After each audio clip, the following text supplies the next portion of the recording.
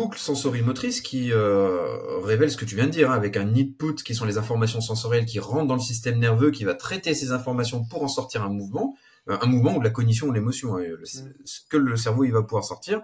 C'est ce qu'on appelle aussi la boucle perception-action. Donc je perçois pour agir, j'agis pour percevoir, etc., etc. C'est une boucle de rétrocontrôle. On travaille uniquement que sur le output, donc sur l'efférence, mais on travaille jamais sur l'afférence et sur la qualité des récepteurs et du cerveau. Bouger naturellement, même si c'est pas parfait, c'est toujours mieux que de rester assis dans un canapé à pas bouger. Parce que le fait de courir dans la nature, en plus avec les dénivelés, tu auras tes activateurs proprioceptifs au niveau des pieds, tu auras un petit peu de vestibulaire qui va agir. Alors que si tu es sur ton canapé, c'est une partie de l'hygiène de vie, mais de manière générale, oui, l'hygiène de vie a un gros impact. Allez, c'est parti. Hein. Ouais. Allez. Bien le bonjour camarades de la santé. Alors aujourd'hui, j'ai l'honneur, le privilège de recevoir 2 mousquetaires sur 3. Il y en a un qui est pas là, mais du coup, salut à Seb et salut à toi Adrien. J'espère que vous allez bien. Merci de me recevoir, enfin merci de me permettre de vous interviewer, c'est vraiment cool et j'espère que ça va être hyper intéressant et que vous allez pouvoir vous retrouver en fait dans cette petite présentation de la neuro en fait. Et avant de vous présenter en fait, j'aimerais savoir quelle serait votre réponse à quelqu'un qui vous pose la question en quoi est-ce que la neuroposturologie peut me servir? Adrien ou Seb, comme vous voulez. Qui commence? Je laisse l'honneur, Seb, de répondre à cette première question. Je dirais que l'objectif de la neuro, c'est un outil parmi tant d'autres de sorte à optimiser ton potentiel, qu'il soit moteur, émotionnel, cognitif, peu importe. Ok. Et toi, Adrien? Tu m'as dit en un mot. Je l'ai dit en un mot. Parce qu'il a été concis, précis, Seb. Ouais, c'est ça, c'est une manière d'améliorer ton potentiel humain, en fin de compte. Très facilement, très simplement.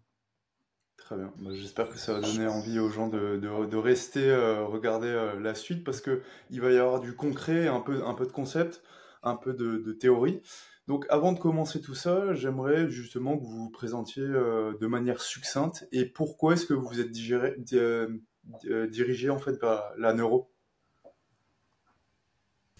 Donc Sébastien, préparateur physique de formation. Donc j'ai fait une licence et un master STAPS et j'ai fait énormément de formations dans différents domaines. Et ce qui m'a amené à toujours me questionner et à rechercher le meilleur, c'était 2 choses. Une première, c'était mon cas personnel, c'est-à-dire j'avais énormément de douleurs au niveau du dos dès que je m'entraînais, ce qui est à mon sens aux antipodes de la santé. C'est-à-dire que s'entraîner en sachant que tu as toujours mal, je me dis qu'à mon nez, il y a peut-être un petit problème. Et ensuite, les problématiques de terrain que j'ai eues avec les sportifs que j'avais en suivi, où j'avais pas forcément des réponses adéquates à ce qu'ils recherchaient. C'est-à-dire qu'on utilisait un petit peu toutes les méthodes conventionnelles. Je dis pas que ça fonctionnait pas, je dis juste qu'il y avait certaines limites, un petit peu comme toutes les méthodes.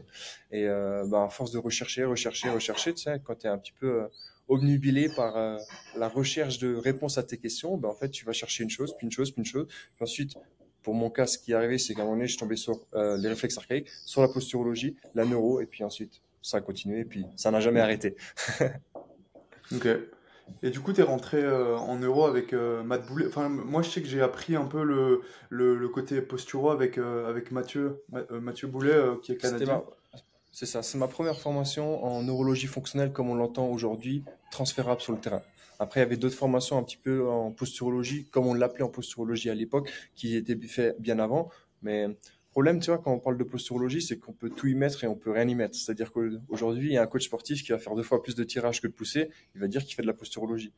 On peut pas vraiment y mettre. Donc, c'est pour ça qu'aujourd'hui, on utilise plus le terme reprogrammation neuroposturale, parce que ça va englober un petit peu tous les concepts autour de la neuro, de la posture et des réflexes, à travers l'apprentissage moteur, qui est très souvent oublié dans les différents courants, pour juste dire que, ok, le côté posturologie, comme nous on l'entend, il y a la part neuro qui n'était pas au début de mon parcours de formation en posturologie. Ok, merci. Et toi, Adrien? Je vais paraphraser un peu Seb parce que au niveau du parcours des blessures, c'est un peu pareil. Donc moi, j'étais préparateur physique dans les sports de combat, puis après dans les sports de force. Je me suis beaucoup blessé et en fait, il y a eu un retournement complet quand j'ai commencé à m'intéresser à une approche plus fonctionnelle du mouvement avec pas mal d'exercices proprioceptifs, mais vrais proprioceptifs, Et donc, ça a changé beaucoup de paradigmes. Et tu vois, le truc qui me choque le plus maintenant, c'est que j'ai été formateur pendant 6 ans, j'étais conseiller technique national dans une fédération. Et je travaillais beaucoup autour du mouvement. Donc je montrais déjà des concepts autour de la mobilité, et c'était il y a plus de 10 ans, tu vois, autour des automassages, etc. À un moment où peu de monde en parlait. Et j'arrivais pas à expliquer pourquoi il y a certaines personnes qui arrivaient à améliorer leur mobilité avec de l'automassage, et d'autres non, tu vois. Et d'autres, ils amélioraient quand ils faisaient de l'automassage sous le pied droit, et d'autres, ça régressait quand ils passaient au pied gauche. Je n'avais aucune explication. Pour moi, c'était bon, bah, ok, ça marche sur plusieurs personnes, donc ça marche. Et puis point barre. J'avais pas cette vision qui pouvait aller plus loin, qui pouvait me permettre de comprendre pourquoi ça ne marchait pas chez tout le monde. Et la neuro m'a apporté ça. La neuro m'a apporté ce point de vue. Ok, bah peut-être qu'en fait, toi, l'automassage va marcher que à gauche, pas à droite. Peut-être que ça va être une autre stimulation qui va marcher chez toi plutôt qu'un automassage. Peut-être qu'il va y avoir mieux que l'automassage, mieux que certains exercices de mobilité qu'on peut voir en salle, etc. Et en fin de compte, devant ce panel d'exercices qu'on a en face de nous, ben, on a monté Labo RNP qui permet en fin de compte de choisir l'outil qui sera le plus propice à la personne qui sera en face de nous. Ok. Ouais, c'est vrai que vous avez créé votre bateau Labo RNP et du coup vous formez des gens à la neuroposturologie. Et j'espère que j'aurai un ticket d'entrée d'ici 3 ans, parce que dès que je finis on en a déjà parlé, dès que je finis l'ostéopathie, la formation d'ostéopathie, je viendrai pour sûr faire cette formation-là, parce que je sais que ça, enfin, ça a énormément d'impact et ça va nous amener à justement la question suivante. Et ce qui est hyper intéressant, c'est que c'est personnalisé à l'instant T en fait. Et c'est ça que j'apprécie vraiment beaucoup et il y a un visuel en fait, un impact direct entre le avant et le après l'exercice directement quoi. Et donc on va parler forcément du système nerveux central puisque c'est la pierre de votre travail et c'est le socle de tout ça. Et pour faire simple au début, pour toi Seb et pour toi Adrien, à quoi sert le système nerveux central? Donc pour ceux qui s'y connaissent pas, le système nerveux central, grosso merdo, ça va être le cerveau et la colonne vertébrale, ça va être le conducteur de votre véhicule qui est le corps en gros. Et donc à quoi sert-il?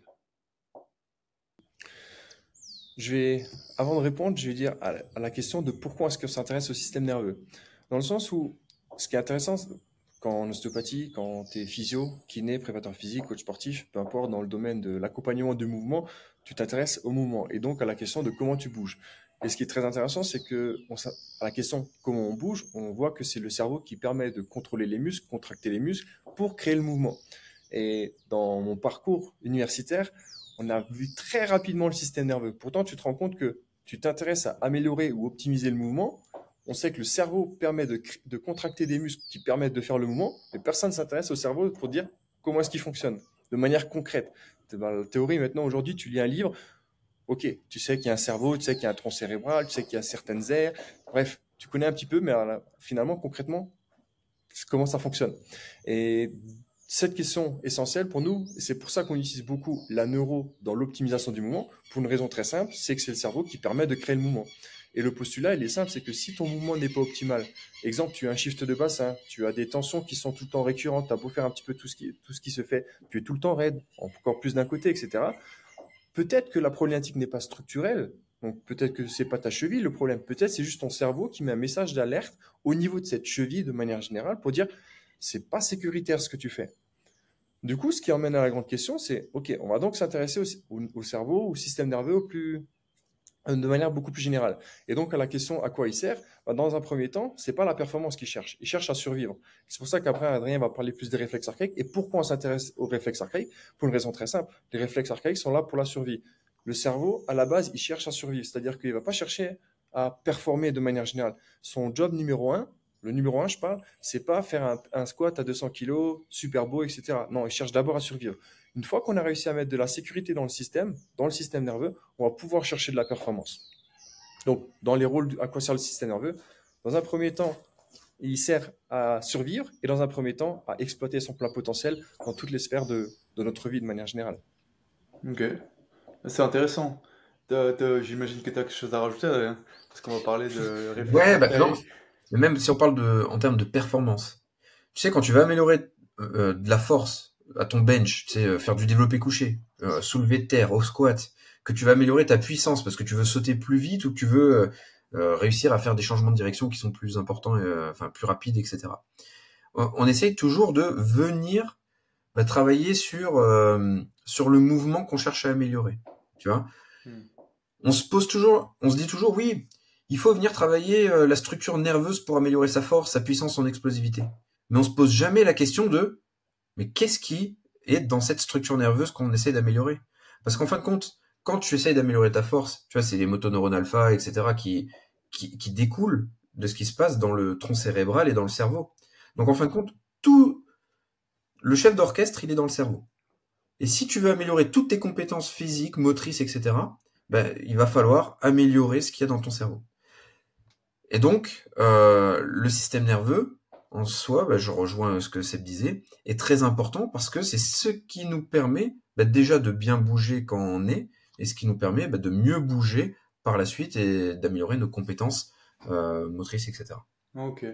Et c'est super intéressant ce que vous dites. Tu veux rajouter un truc, Sébastien, ou vas-y? En fait, pendant qu'il disait ça, il y a une image qui m'est venue. Imaginons tu as une voiture de course, parce que quand tu prends de la mécanique physique comme ça, c'est toujours plus facile à expliquer. Quand tu as une voiture de course, il suffit pas juste de faire des courses pour pouvoir améliorer ton temps sur un temps de course. Tu as différentes stratégies. La stratégie la plus simple, c'est peut-être changer les roues, améliorer ton moteur, etc. Là, on parle plus d'entraînement physique à proprement parler. Et le côté neuro, c'est quoi? Ben, c'est simplement, tu auras faire toutes les modifications au niveau de ta voiture, mais si tu as tout le temps le frein à main serré, ben, tu n'avanceras pas beaucoup plus vite. Et le but de la Ouais. neuro, c'est exactement ça, c'est débrancher le frein à main, et ensuite tu peux faire toutes tes modifications au niveau de la voiture, et là tu peux utiliser ton plein potentiel pour améliorer ton temps et la performance, etc. Ok. Ouais, j'adore. Et quand il y a quelque chose qui ne va pas dans ton système nerveux, tu sais, c'est comme un peu, maintenant, tu as des radars de détection de anti-choc sur les voitures. C'est comme si ce radar de détection, il sonnait tout le temps. Mhm. Moi, je me rappelle, dans mon ancien métier, j'avais une voiture, tu sais, de fonction et c'était une Skoda. Très très bonne voiture, hein, mais elle devait avoir un bug. C'est que dès qu'on roulait, tout le temps, ça bipait attention choc, attention choc. Alors que des fois, on était au milieu d'une autoroute et il se passait rien, quoi, tu vois. Attention choc. Et ben, en fin de compte, ton système nerveux, quand il est pas optimisé, c'est comme s'il disait toujours attention choc, en permanence. Il allume cette alarme, tu vois, alors qu'il se Ok. passe rien. Et nous, ce qu'on veut, mais tu vois, pendant ce temps, la voiture, elle est défaillante. Nous, ce qu'on veut, c'est que la voiture, elle puisse rouler sans problème et que nous, on n'ait qu'à se concentrer sur potentiellement ce qui va se passer devant nous. Donc voilà, c'est un peu ça aussi le système nerveux. J'ai bien Ok. aimé la voiture de C'est vrai que Seb. T'essaieras de choper un code promo chez Skoda, du coup. On les a cités, pas de... Ouais, ouais, Non très, mais très, très très bonne voiture, mais je pense qu'elle avait un petit bug sur le choc. ouais, mais c'est une image hyper intéressante et il y a un truc que j'aimerais à laquelle j'aimerais revenir, une chose à laquelle j'aimerais revenir, c'est ce truc-là de vous utilisez beaucoup cette image-là. C'est en gros avant les découvertes de Freestone ou un peu avant, on pensait que le cerveau il était juste réactionnel, c'est-à-dire qu'il réagissait à un stimuli. En vrai, c'est pas là où je veux en venir, mais en gros, il y a le input, donc les voies afférentes, donc c'est toutes les informations que le système nerveux prend de l'environnement, quoi.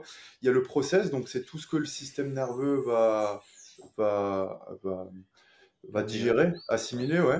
Et le output, le out, où justement c'est tous les schémas posturaux, neuronaux, enfin les schémas moteurs, pardon.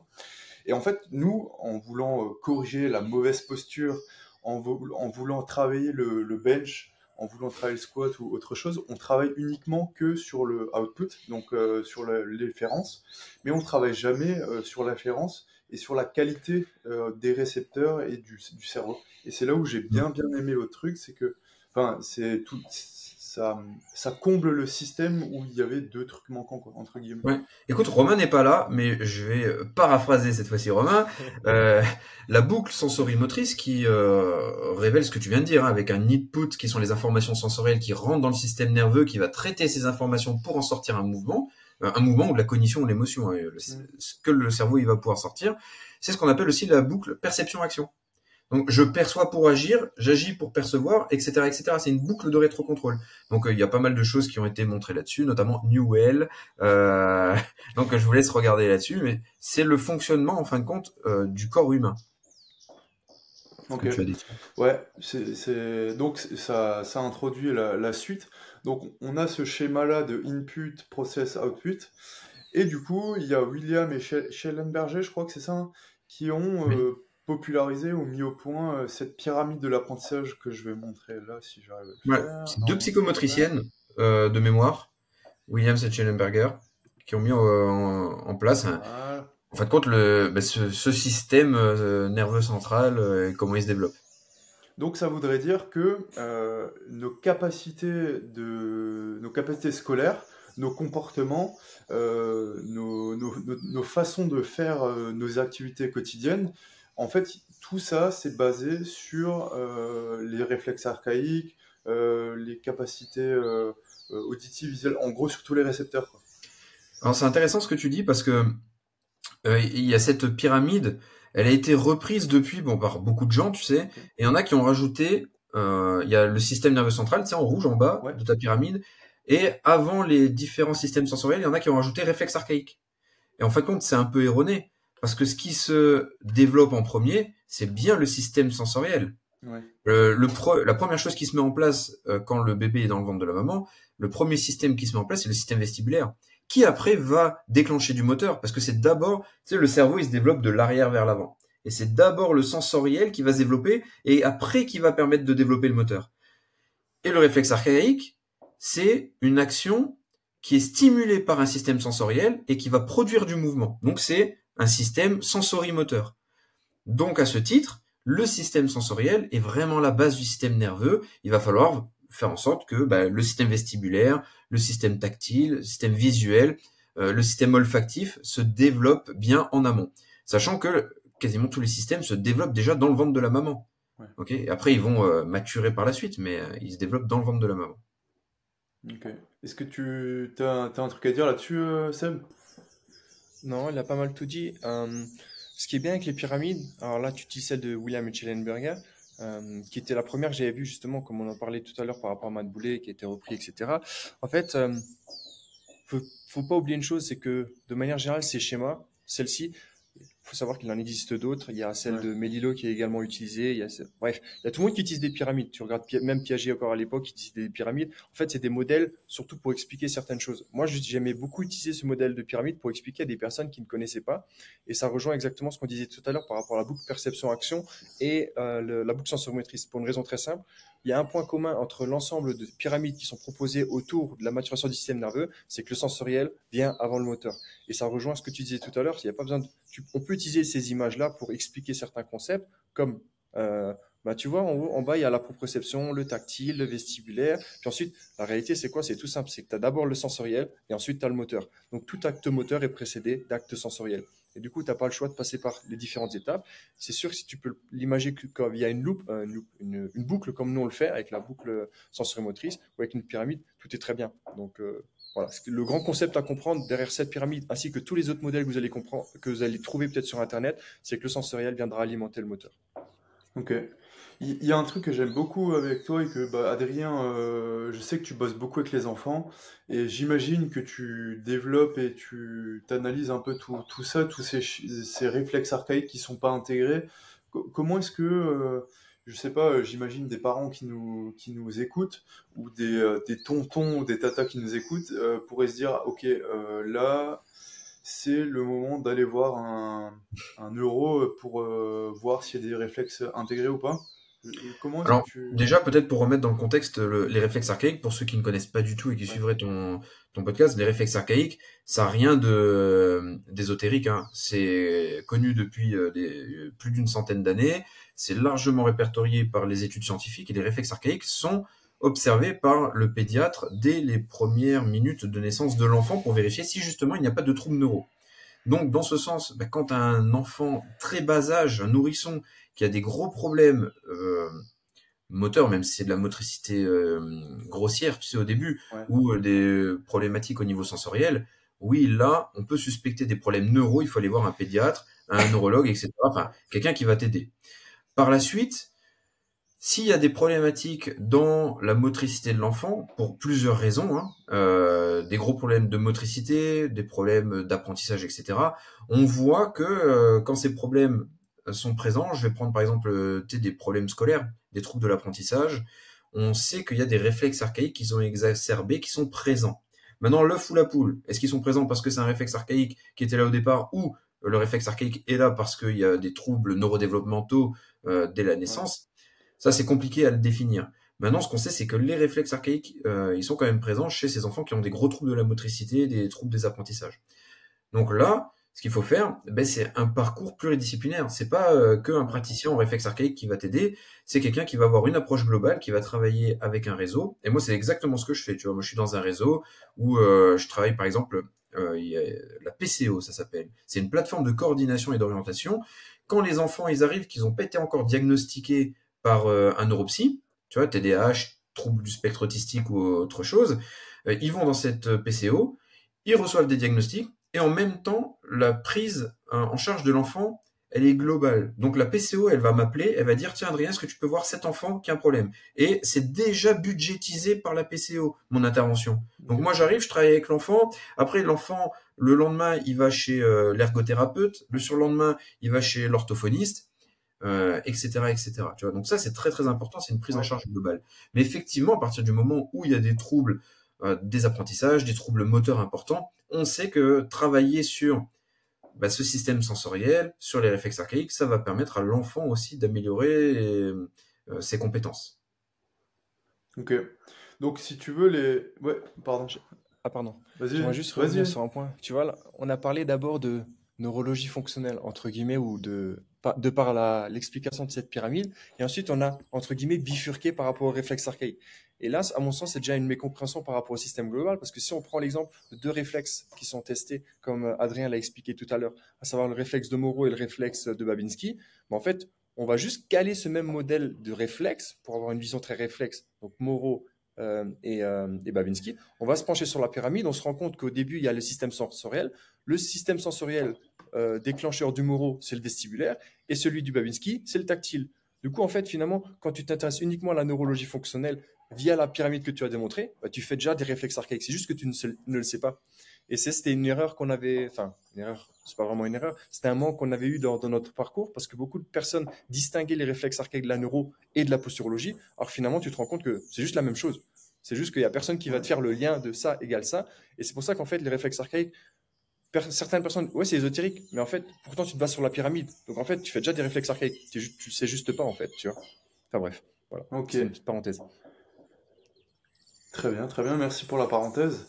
Mais ouais, là, on voit du coup que ton système nerveux central et ton enfance, entre guillemets, elle va impacter sur ton adolescence et ton âge adulte, pardon. Et donc, est-ce que, une question bête là, comme ça, mais est-ce qu'un adulte peut travailler ses réflexes, enfin, peut aller voir un neuro, posturo, et voir, je sais pas moi, est-ce que j'ai tendance à fuir, alors tu vas me dire si je me trompe pas, mais j'ai tendance à fuir les difficultés, du coup ça peut venir d'un réflexe, alors on est d'accord que c'est pas que un réflexe, puisque à un moment donné, va falloir aller au carton, quoi, mais je veux dire, est-ce qu'il y a des moyens de voir ça? Si je comprends bien, ta question, c'est de savoir si on peut tester les réflexes. C'est un adulte, par exemple, qui aurait mal intégré certains réflexes, pardon. Est-ce qu'il peut aller consulter un neuro, posturo, aller voir Adrien, par exemple, ou toi, Seb, et travailler là-dessus et avoir des résultats Je te dirais que C'est oui, bien que... vaste. Ah, pardon, vas-y. Non, vas-y, Euh, c'est vaste. je dirais bien que ouais, oui, mais après, je veux dire par là, c'est que la neuro, c'est pas la pilule magique en disant ça va régler tout oui, ton... ouais, Oui, ça peut on est aider. d'accord. Ça, c'est pareil. On a utilisé l'exemple avant d'apprentissage, quand Adrien l'a expliqué un petit peu par rapport aux enfants. C'est sûr que c'est pas les réflexes qui vont tout expliquer. Est-ce que ça peut être l'œuf ou la poule, comme il disait? Une partie de l'équation? Oui. C'est comme, ouais, enfin, pour moi, le problème, c'est Je- que c'est pas la pilule magique à tout, en fait, tu vois. C'est comme en entraînement. Ouais. C'est pas avec la neuro que tu vas passer un squat de 100 à 200. Non, c'est l'entraînement. Par contre, ça peut optimiser un petit peu. Et par rapport au cas que tu as évoqué, oui, ça peut peut-être avoir certains impacts, bien que En fait, ce qu'on cherche, c'est à sécuriser le système de manière générale. Regarde, je te vois lever le doigt. Je suis comme à l'école. Euh, je vais te prendre un exemple, une personne qui est venue me voir hier, tu vois, pour un bilan. Ouais. Personne qui vient me voir parce que des problèmes, ressasse des problèmes depuis 2004, les premières problématiques, avec des problèmes aux pieds qui ne s'en vont pas, des douleurs en permanence, des tendinites, des problèmes à la cheville, etc., etc. Cette personne, elle est allée voir, elle a fait 1 an de kiné pour son pied, elle est allée voir X podologue, elle est allée voir le médecin, elle a fait des échographies, des scanners, des IRM, enfin bref. Ouais. Et donc, quand elle vient me voir, bah, tu sais, moi, ça me met une certaine pression quand même. Ouais. En me disant, bon, bah, tu sais, ça fait un peu déjà la dernière roue du carrosse, et puis j'attends quelque chose de toi que je n'ai pas eu ailleurs chez des professionnels, tu vois. Mais moi, je me pose pas en tant que je vais être le garant de ça va mieux aller, des réflexes archaïques ou de la neuro. Mon but prioritaire, c'est de faire un état des lieux déjà de ce qu'il y a. Ok, elle a des symptômes, tu vois. Moi, ce qui m'intéresse, c'est pourquoi ces symptômes sont là. Qu'est-ce qu'il y a? Qu'est-ce qu'il y a d'actif chez elle? Alors oui, il y avait des réflexes archaïques qui étaient actifs. Le réflexe Babinski, comme il citait tout à l'heure, le réflexe d'agrippement plantaire, qui sont deux réflexes qui sont complètement antagonistes l'un de l'autre en plus. Et il y avait aussi plein d'autres choses problématiques énormes au niveau du système visuel. Donc la personne, je lui ai dit, tu sais que les yeux sont insérés sur des chaînes musculaires et que du coup, bah, un problème aux yeux peut impacter tes pieds. Et donc je lui ai dit, moi, il va falloir aller voir un ophtalmologue et un orthoptiste. Il y avait un gros problème au niveau de la mâchoire aussi. Je lui ai dit, bon, bah, peut-être qu'à un moment, il faudra quand même aller voir un dentiste parce qu'il y a un gros déséquilibre au niveau de la mâchoire, il y a des grosses tensions, elle serre tout le temps les dents, ça a un impact sur la posture, quoi qu'il en soit. Il y avait aussi des petites problématiques au niveau vestibulaire. Elles étaient fines, tu vois, donc le vestibulaire, c'est lié à l'équilibre, c'est tout ce qui est dans l'oreille interne. Mais ça a un impact aussi sur le tronc cérébral. Ça a un impact sur le système sensoriel. Donc ça va avoir un impact sur le moteur. Et donc, moi, je lui fais faire 2-3 exercices, à la fin, enfin 2-3, peut-être un peu plus, mais je vais faire quelques exercices et je vois qu'il y a des améliorations sur son pied, etc. Moi, ce que je fais, c'est, je dis pas, c'est cet exercice qui va vous améliorer. Il va falloir aller voir plusieurs professionnels qui vont vous permettre d'améliorer ce qui ne va pas jusqu'à présent. Tu vois. Et cette vision-là, les gens ne l'ont pas souvent. Parce que chaque professionnel veut tirer la couverture à soi, tu vois. Et nous, on est là aussi pour dire, peut-être que tu as besoin d'un dentiste, peut-être que tu as besoin d'un ophtalmo, peut-être que tu as besoin d'un kiné, tu vois. Et donc, la personne, elle est partie, je lui ai donné des exercices pour le pied, je lui ai dit d'aller d'aller voir un ostéopathe, d'aller revoir un kiné, d'aller voir un dentiste et d'aller voir un ophtalmo. Tu vois, on s'arrête pas que à la neuro parce que ça serait faux. Il y a d'autres choses à remettre en place. Ça me parle beaucoup ce que tu dis.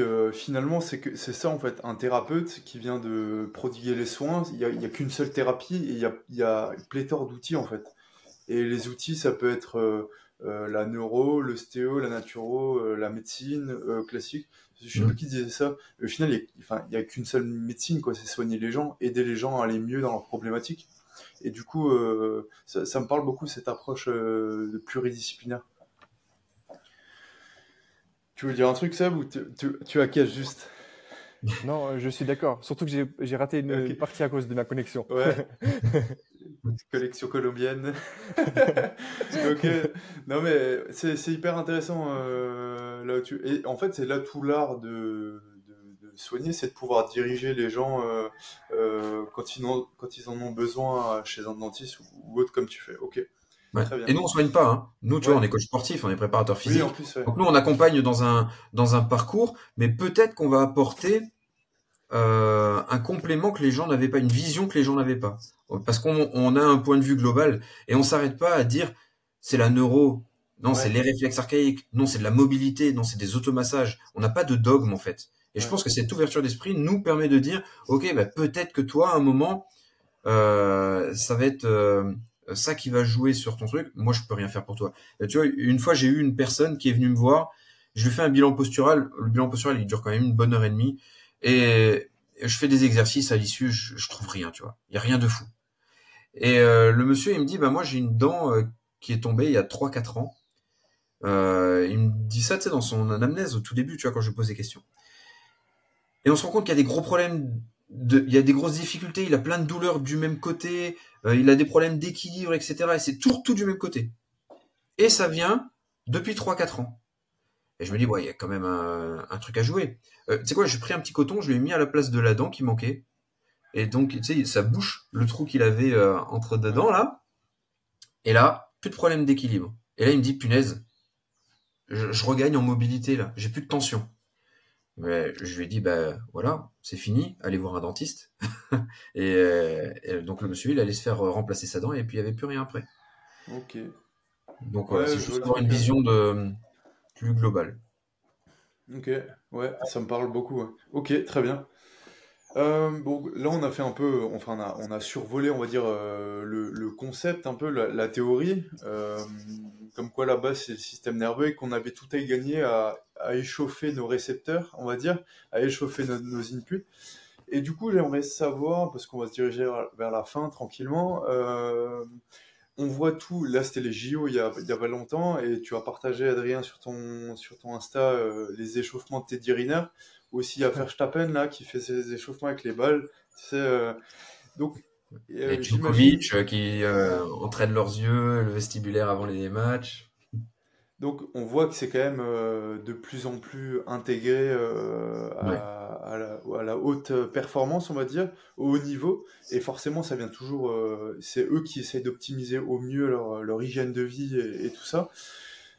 Donc, moi, je pense à mes potes amateurs en JB, là, à l'échauffement, ou ceux qui veulent tester, essayer des trucs là-dessus. Est-ce qu'il y a des échauffements neuro pour les sports de combat que tu peux conseiller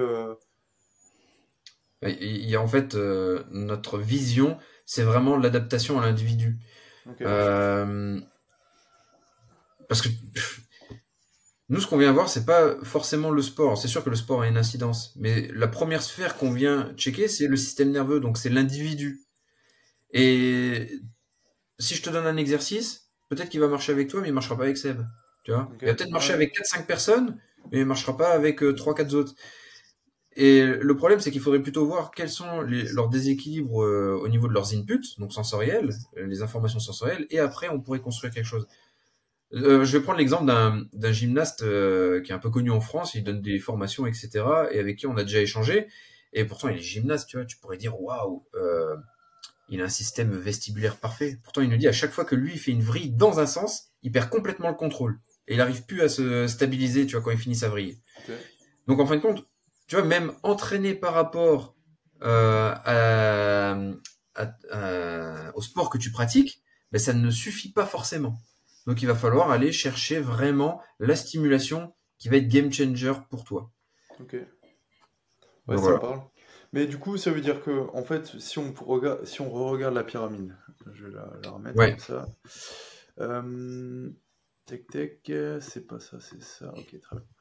En fait, on a tout à y gagner à au moins exposer le plus souvent possible c'est son système vestibulaire, tactile, proprioceptif, visuel, auditif à la vie, quoi. Enfin, je veux dire, si on va marcher pieds nus, Même si c'est pas si... forcément, enfin, ce sera pas forcément adéquat pour tout le monde.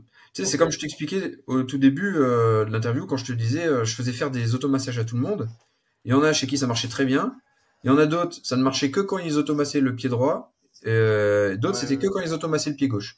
Donc imagine les gens, bah, ces gens-là, qui tu fais une stimulation tactile du pied au niveau du pied droit, ça améliore. Bon, bah c'est cool. Mais quand tu fais pied gauche, ça diminue sa mobilité, ça diminue sa force. Mais si tu le fais marcher pieds nus dehors, potentiellement, un pas sur deux, il va mettre ouais, son système nerveux en survie. Donc c'est compliqué, tu vois, ouais. de dire ouais toutes les stimulations sont bonnes et il faut exposer les gens aux stimulations. T'as peut-être quelque chose à rajouter, Seb? Ouais, vas-y. En fait, il y a toujours l'idéal et le réel. Dans le sens, dans un monde idéal, Ouais. évidemment, il faudrait être exposé à toutes les stimulations. Dans un monde idéal. Et la meilleure des stimulations proprioceptives, tactiles, vestibulaires, blablabla, toutes les entrées sensorielles de manière générale, devraient idéalement se faire dans la nature. C'est vrai que, par exemple, on parlera de tactile. Le but n'est pas de se gratter le pied avec un stylo ou avec une balle à picot. Idéalement, ce serait marcher pieds nus dans le sable, dans la neige. Pour ceux qui savent, j'adore ça, j'adore ça.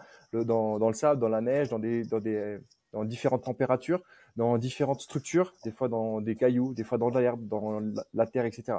Ça, c'est dans le monde idéal. La problématique, c'est qu'il y a beaucoup de personnes qui ont perdu beaucoup de qualité réceptoriale au niveau du pied ou l'ensemble des récepteurs. Ce qui veut dire que dans le monde idéal, ce qu'on devrait pouvoir faire, la problématique, c'est que ça devient traumatisant pour la personne. Et du coup, c'est pas forcément l'effet escompté. Adrien, il parlait justement tout à l'heure il donnait des automassages, mais qui est juste un récepteur au niveau proprioceptif. La problématique, c'est que si on donne une stimulation à une personne, va marcher dans des petits cailloux qui sont là, par exemple, bah peut-être que son système nerveux, il se dit, oh, j'aime pas ça. Et comme on avait vu tout à l'heure, le job numéro 1 du cerveau, c'est la survie. Du coup, il va serrer le frein à main. Là où toi, tu voulais desserrer le frein à main, lui, il va le serrer. Il se dit, oh, qu'est-ce qui se passe? Et encore plus problématique quand il y a une différence entre le côté gauche et le côté droit. Du coup, oui, évidemment, tout le monde devrait être exposé à toutes ces stimulations. Mais je te dirais, de par les problèmes d'évolution ou d'immaturité sensorielle des personnes, oui, mais avec des doses différentes. Donc, par exemple, je vais prendre un exemple. On prend l'exemple du pied qu'on a utilisé. Bah, peut-être que le pied gauche, il devrait marcher dans l'herbe peut-être 10 minutes. Par contre, le pied droit, uniquement 30 secondes. Parce qu'au-delà de 30 secondes, bah, il va serrer un frein à main. Et pareil, les systèmes vestibulaires. Oui, tout le monde devrait faire des stimulations vestibulaires parce que dans la vie de tous les jours, ton système vestibulaire, il sera actif. Par contre, la problématique, c'est que donc le système vestibulaire, c'est l'oreille interne qui réagit par différentes accélérations, etc. On va prendre un exemple tout simple, le fait de tourner la tête. Oui, tu devrais être capable de tourner la tête à gauche, à droite, dans toutes les directions sans que ton système nerveux sente une menace quelconque. La problématique, c'est que, donc ça veut dire que oui, idéalement, tu devrais pouvoir bouger la tête. Donc on va dire, vas-y, bouge la tête dans tous les sens, fais 10 minutes par jour de système vestibulaire comme ça, et puis ça va aller mieux. Sauf que le problème, et tu verras avec les personnes que tu auras en suivi, ils disent, oh, je me sens très mal. C'est normal, ton système nerveux a mis le frein à main, parce que c'est pas normal. Du coup, ça veut dire qu'au lieu de faire 10 minutes, ben, peut-être qu'il faudra juste que tu en fasses 2. Fais juste 2. Ouais. L'idée, c'est de redonner de la sécurité à ton système en y allant progressivement. C'est comme si tu es totalement sédentaire, tu n'as jamais fait d'entraînement de ta vie, et demain, tu vas faire de l'excentrique à 130%. Bonne chance. Donc, c'est un peu le même principe, tout est question de dosage. Évidemment, donc à la grande question, évidemment, tout le monde devrait avoir ce type de stimulation. La problématique, c'est que les gens n'ont pas forcément les prérequis pour et qu'il faut des dosages un petit peu différents. Voilà. Ok. Ouais, je vois tout à fait. Ouais. C'est vraiment très, très personnalisé, quoi. Ouais, donc, il y aurait tout intérêt pour un sportif. Ouais.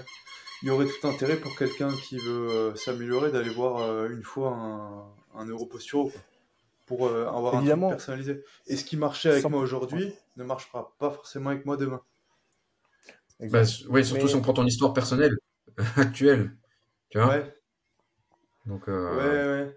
Donc c'est sûr que des stimulations qui vont aujourd'hui te faire du bien, peut-être potentiellement elles seront plus bonnes dans 6 mois, tu vois. Ouais. Ok. Donc en fait c'est ça, ça me parle, mais c'est vrai que là c'est très personnalisé, quoi. Il n'y a pas de principe, dans lesquels les gens pourraient un peu se retrouver, quoi. C'est. En fait, pardon. En fait, moi je vais te dire que... Ah pardon, Seb. Ouais, vas-y. En fait, je dirais de manière très simple. On partage énormément d'exercices sur les réseaux sociaux ou on a même un e-book centré sur les exercices. On pourrait te dire, fais l'exercice, ça va aller. La problématique, moi je te dirais, fais l'exercice, mais teste-le avant. C'est-à-dire que tu vas tester, tu parlais justement, on arrive à voir rapidement les effets. Effectivement, si tu ne connais pas parce que tu n'es pas expert dans ça, teste l'exercice en dehors de tes séances d'entraînement. Regarde sur toi si ça t'améliore ou pas. Si ça t'améliore, garde-le. Et si ça te régresse, on te dirait, il y a des stratégies d'entraînement pour, mais ça va être un peu compliqué de le dire pour les personnes qui ne sont pas formées à ça. On te dirait, laisse-le de côté. Mais si ça t'améliore, garde-le jusqu'à que ça ne t'améliore plus. Voilà. Grand guideline, on va dire. Ok. Et après, le problème, c'est... Excuse-moi. Le problème, c'est un peu comme les automassages. À l'époque, tout le monde te dit, faut le faire. Comme les étirements. Et à un moment donné, c'est comme la neuro dit. Faut le faire. Puis après, tu rentres le problème ou pas, c'est une de nos forces, c'est qu'on est des mecs de terrain. Et puis, au début, on utilisait bête et méchant ce qu'on nous disait. Ben, on le fait. Puis après, au bout d'un moment, tu te dis, tiens, c'est bizarre, il n'a pas répondu comme j'avais vu à la formation ou comme on me l'a dit. Ah, tiens, lui non plus. Puis après, on commence à discuter entre nous. Ah, toi non plus? Ah, c'est bizarre quand même. Puis toi non plus. Puis après, tu te rends compte que finalement, il n'y a que des nuances et les modèles tout fait en disant ça égale ça.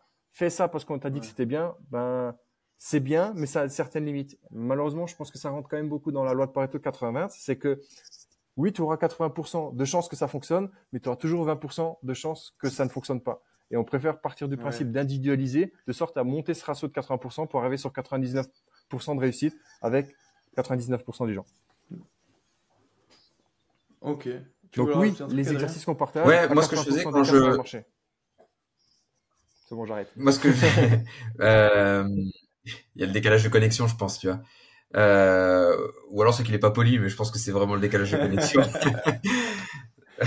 Non, moi ce que je faisais quand j'avais des cours, je faisais des groupes. Tu sais, au bout d'un moment, t'as toujours les mêmes. Tu les as en échauffement. Tu vois qui c'est qui répond à des stimulations plutôt vestibulaires, plutôt visuelles, tu vois, plutôt Ouais, proprioceptives. Et ben je leur disais bon ben ceux qui savent que bah tiens travailler s'échauffer en mettant un petit peu la tête vers la droite des accélérations, bah vous le faites. Les autres, bah vous faites plutôt le visuel si c'est ce que vous devez faire, etc. Tu vois. Donc à un moment les gens connaissent les stimulations qu'ils doivent faire. Mais c'est vrai que ok. ça nécessite un peu de testing avant. Ça va très vite hein, Ouais, en vrai de tester.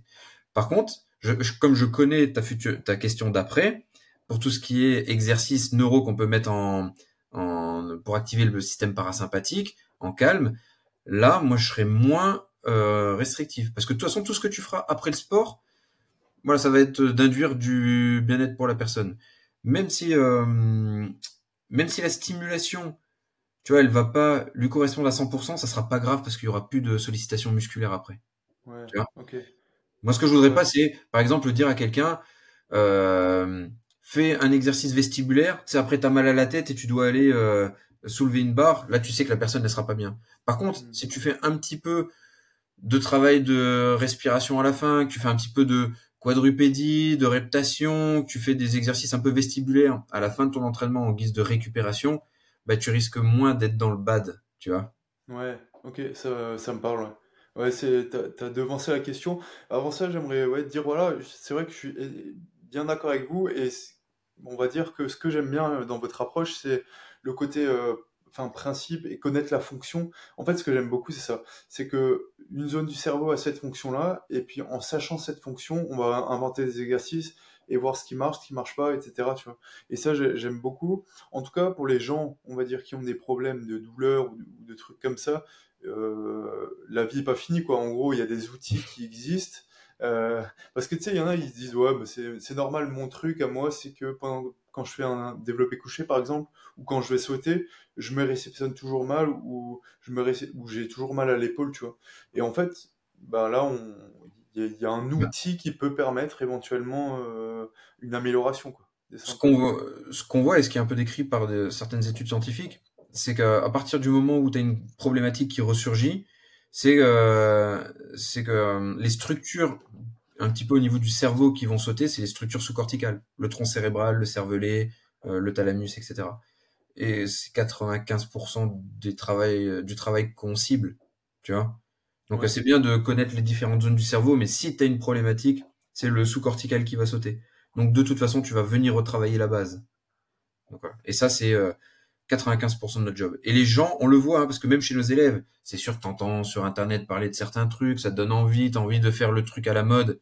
Non, mais la base reste la même pour tout le monde. Tu vois, ouais. le cerveau, il fonctionne comme ça depuis 300 000 ans. On va pas le Ouais, changer du jour au lendemain. c'est le principe qui sous-tend le cerveau, quoi. Ouais. C'est que à partir du moment où il se sent en danger, il va mettre le frein à main, comme tu dis, Seb. Ok, ok, très bien.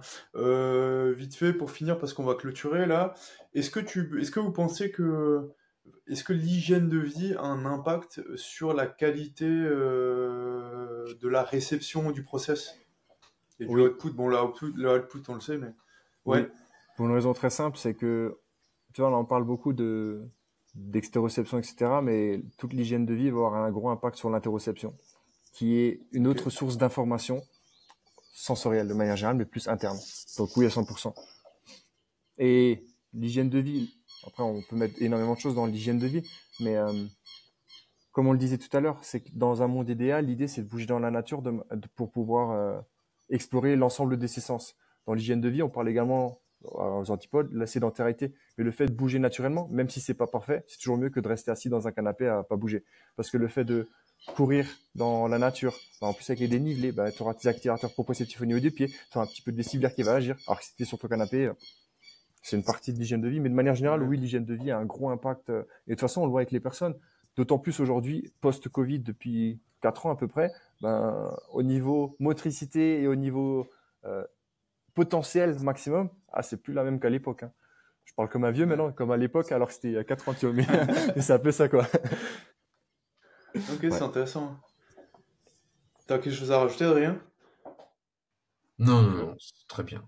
Très bien, bah merveilleux. On va clôturer tranquillement. De toute façon, s'il y a des questions, on refera quand vous serez dispo peut-être une autre interview. Avant de finir, est-ce que bah, je vous présente pas, je dis là où vous êtes sur Insta ou les réseaux, ou tu veux le faire, Adrien? Non, comme tu veux, peu importe. Vas-y, je te laisse faire. Labo Moi, RNP, c'est le... on s'appelle Labo RNP, voilà, et on est partout en fait. N'importe quel réseau social, je pense que tu vas ouvrir, tu risques de nous trouver. On réagit quand même beaucoup plus sur Instagram. Donc, voilà. Ok, Labo RNP sur Instagram. RNP comme reprogrammation neuroposturale. Ok. Et Et sur Instagram, ce sera très bien. Après, si vous n'êtes pas sur Instagram, on a Facebook, LinkedIn, c'est un peu TikTok. plus vieux ça. TikTok Ah, grâce vous à avez Adrien. TikTok, incroyable. Ouais, c'est Ouais, grâce à ouais, Adrien, ouais. ça. C'est grâce à Mais Adrien. TikTok, c'est pas l'endroit où on aime le plus réagir forcément, tu vois, mais Ouais, ok. Ouais. Ben, merci pour tout. Merci de m'avoir accordé cette petite heure là pour discuter ensemble. Avant de vous dire au revoir, est-ce que vous avez un petit mot de la fin à ceux qui nous écoutent ou pas, ou une piste, ou une voix, ou un mot Fait est mieux que parfait. Donc, même si t'as pas la meilleure stimulation, euh, fais-en. Tu sais qu'au bout d'un moment, ça pourra te faire du bien. C'est ce qui m'est venu d'un coup. Je sais pas si c'est la meilleure. avec le bruit du petit oiseau qui passait derrière. Ouais. C'est exotique pour les ça. lives avec Seb depuis qu'il est en Colombie, tu sais. On entend des oiseaux partout. Et Euh, toi, Adrien? Bah déjà, je te remercie pour cette invitation. Et moi, c'est surtout, ne restez pas figés dans des dogmes. C'est pas parce que vous ne savez pas que ça n'existe pas. Donc voilà. Donc gardez l'esprit ouvert et peut-être que ce que vous connaissez pas maintenant, bah voilà, dans 5 6 ans, vous aurez un autre point de vue dessus. Donc ne soyez pas figés dans Ne vos nous croyez analyses. pas. Ne nous croyez pas. Testez Ouais, ne et nous croyez pas. expérimentez. Voilà. C'est bien. Ouais, génial. Écoutez, merci pour tout. Bah, je vous laisse sur ces beaux mots. Et merci pour tout. Et puis,